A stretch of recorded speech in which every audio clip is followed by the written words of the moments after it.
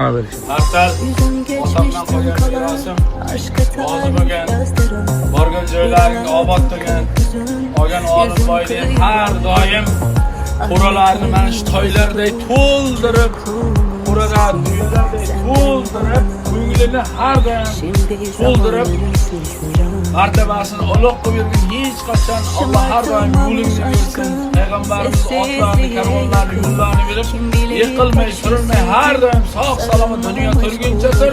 Bolalaring, nevara-chevaralaring baxtiga har doim soyabon bo'lgan.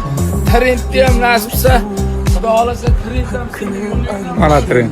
nasibsa choptirib bir davrlarda bolalaringdan birga Alloh shopishlar har doim nasibsa. Omon bo'l. Biz rozimiz sendan. Minnatingga, rizqingga hamma bergan degan yaxshiliklaring rozimiz. Amin. Allohu akbar.